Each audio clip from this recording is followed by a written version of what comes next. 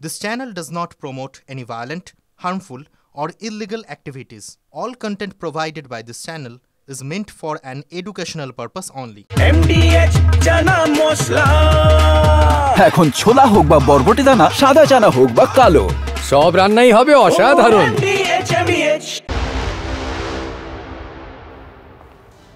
টিভি9 বাংলায় স্বাগত। হটস্পট নিয়ে আপনাদের সঙ্গে রয়েছে আমি শর্মিষ্ঠা। আচ্ছা, যখন ভোট আসে তখন বিভিন্ন রাজনৈতিক দলের নেতা নেত্রীরা আসেন আপনার বাড়িতে, ভোট ভিক্ষা করেন, ভোট প্রার্থনা করেন। তারপর ভোট যদি দিলেন, তারপর তারা জয়লাভের পর তাদেরকে কোনোদিনও প্রশ্ন করেছেন যে আমার এলাকার রাস্তাটার অবস্থা খারাপ কেন? আমি তো আপনাকে ভোট দিচ্ছি, আমার এখনো জলের লাইনটা কেন এলো না? আচ্ছা, আমাদের এলাকার বাঁধ কেন ভেঙে যাচ্ছে? এই প্রশ্নগুলো করেছেন, তাদের উত্তরগুলো শুনেছেন? আপনাদের সেরকম অভিজ্ঞতা নেই? ও, তাহলে মালদার একটা অভিজ্ঞতার কথা আপনাদের শোনাবো, একজন মানুষের অভিজ্ঞতা। বলতে গেলে বিধায়কের ফোনই শোনাবো, যে বক্তব্য আমরা আপনাদের বিপ দিয়ে শোনাবো, কারণ তার কথা কানে নেওয়ার মতো নয়। সেই বক্তব্য শোনাবো। তবে আজকে হটস্পটের ইস্যুগুলোর সঙ্গে আপনাদের পরিচয় করে দিই। হটস্পটে আজকে প্রথম ইস্যু, যে কথা বলছিলাম, ভাঙলো মুখের বাঁধ। একসময় মন্ত্রী ছিলেন, এখনো রয়েছেন বিধায়ক সাবিত্রী মিত্র। বারবার তিনি তার বক্তব্যের জন্য বিতর্কে জড়িয়েছেন, কিন্তু একজন জনপ্রতিনিধিকে একজন সাধারণ ভোটার যখন ফোন করেন, তখন এই ধরনের কথা, এই ধরনের ভাষা শুনতে হবে। কেউ কিন্তু সেটা ভেবে আপনাকে ভোট দেয় না। কি এমন হলো জানাবো আপনাদেরকে। দ্বিতীয় ইস্যু, জোটে জল। যে জোটের কথা আমরা কয়েকদিন আগে বলছিলাম যে হাতে হয়তো জোড়াফুল দেখতে পাবো, আপাতত কি সেই জোটে জল ঢালা হলো না কোথাও জল ঢাইলেও একটু সামনে পথ খুলে রাখা হলো? যদি অন্য দিক থেকে আসন সমঝোতার বিষয় আসে, তখন আমরা ভেবে দেখবো, মানে দুদিকেই পথ খুলে রাখা হচ্ছে, জানাবো আপনাদেরকে। তৃতীয় ইস্যু কি, কুশলী অভিষেক। অনুরাগ ঠাকুর কালকে ডায়মন্ড হারবার আসন ধরে একেবারে সপাটে নিশানা করেছিলেন অভিষেক বন্দ্যোপাধ্যায়কে, আর অভিষেক বন্দ্যোপাধ্যায় তিনিও কিন্তু আজকে কুশলী চাল দিলেন। দুটো কাজ করলেন। কি কাজ করলেন? যেটাতে কিছুটা হলেও কি চাপে বিজেপি, জানাবো আপনাদেরকে। তবে সবার প্রথমে বিধায়কের মুখের ভাষা নিয়ে যে বিতর্ক তৈরি হয়েছে একজন জনপ্রতিনিধি ফোন করার পর, কিন্তু তার প্রেক্ষিতটা কি দেখুন। লক্ষ লক্ষ টাকার কাজ এটা। ইঞ্জিনিয়াররা যারা দাঁড়িয়ে আছে, এরা চোর। এই চোরগুলো এখানে দাঁড়িয়ে কাজগুলো করেছে। লক্ষ মানুষকে ডুবানো হলো 1,35,00,000 টাকার কাজ।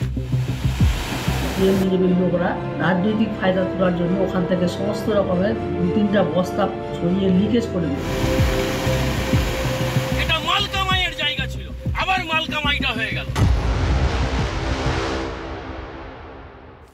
স্বাধীনতা দিবস উদযাপনের জন্য দেশ তৈরি হচ্ছে, দেশের মানুষও তৈরি হচ্ছে। আজকে আরো একটা প্রশ্ন খুবই করতে ইচ্ছা করছে, যে প্রশ্ন আমরা করছিলাম, মানে স্বাধীনতার মানে কি আমরা জানি? মানে বিশেষ করে আমাদের নেতা নেত্রীরা কি স্বাধীনতার মানে জানেন? আমরা যাকে ভোট দিচ্ছি সেই জনপ্রতিনিধিকে যখন পাল্টা প্রশ্ন করি, তখন এরকম উত্তর পাবো। শুনুন, বললাম না এক অভিজ্ঞতার কথা শোনাবো, শুনুন। আমি এক সাধারণ জনগণ বলছি, কোটি কোটি টাকা লুট করার পরে আপনি বলছেন যে বাদ বা কে বা কারা এসে বাদ ভেঙে দিয়েছে, বালির বস্তা দিয়ে।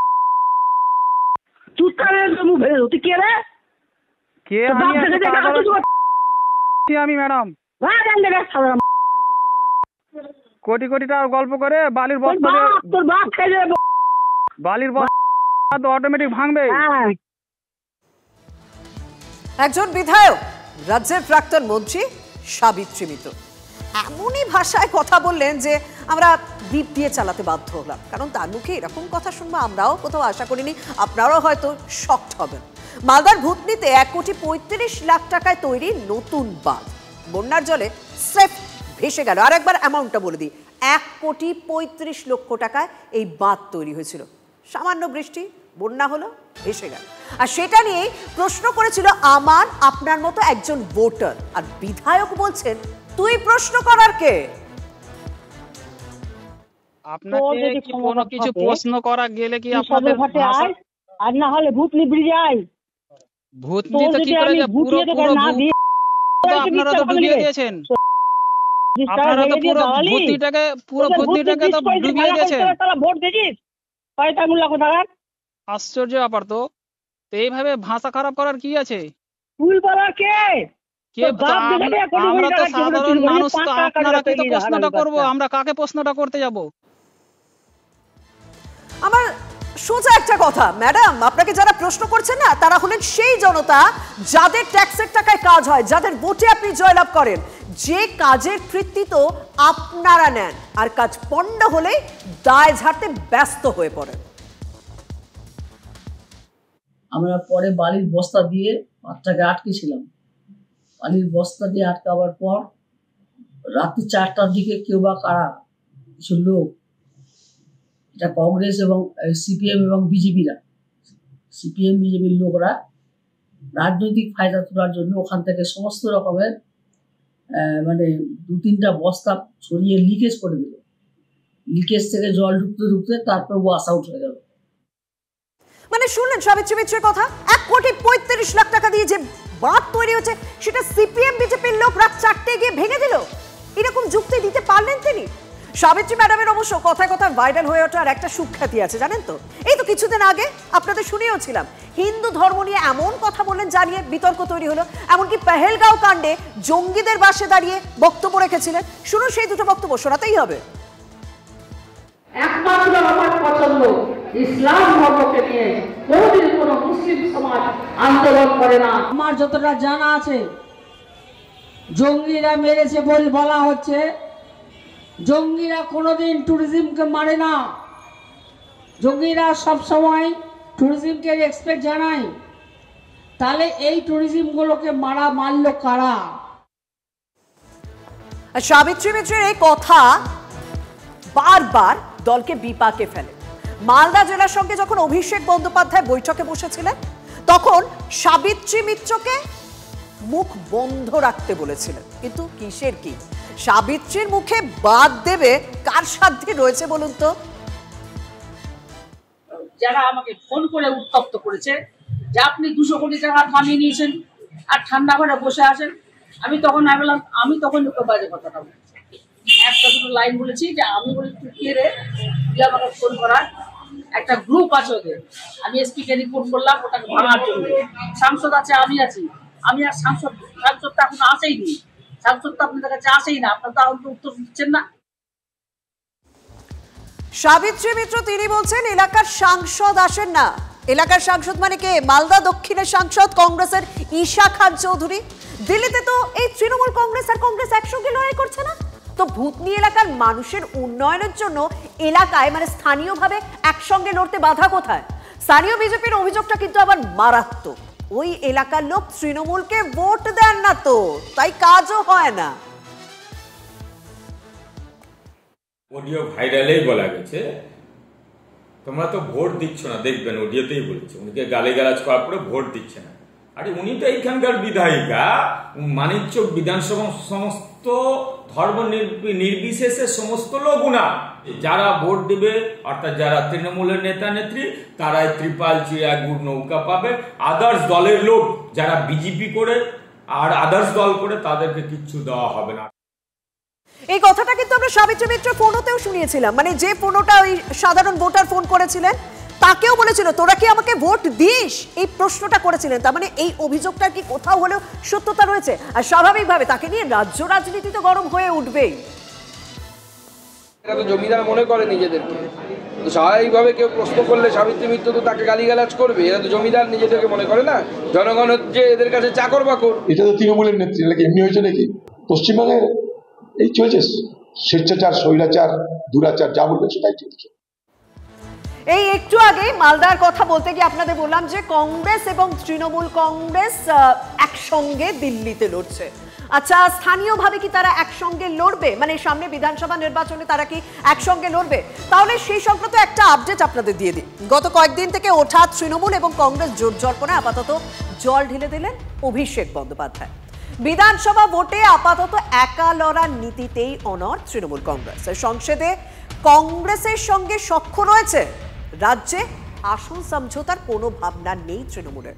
ঘরোয়া আলোচনায় অভিষেক বন্দ্যোপাধ্যায় এই কথাই জানিয়েছেন। পাশাপাশি তৃণমূলের সর্বভারতীয় সাধারণ সম্পাদক এও পরিষ্কার করে দেন আসন সমঝোতার চূড়ান্ত সিদ্ধান্ত নেবেন দলনেত্রী মমতা বন্দ্যোপাধ্যায়।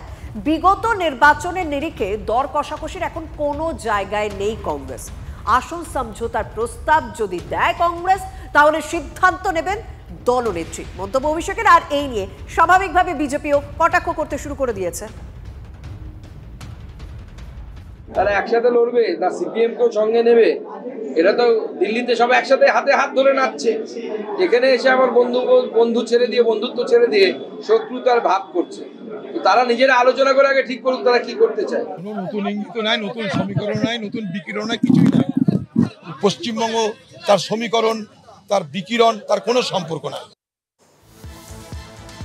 অভিষেক বন্দ্যোপাধ্যায় আজ আরো একটা কাজ করেছেন। গতকাল অভিষেকের লোকসভা কেন্দ্র ডায়মন্ড হারবারে ভোটার তালিকা নিয়ে প্রশ্ন তুলেছিলেন অনুরাগ ঠাকুর।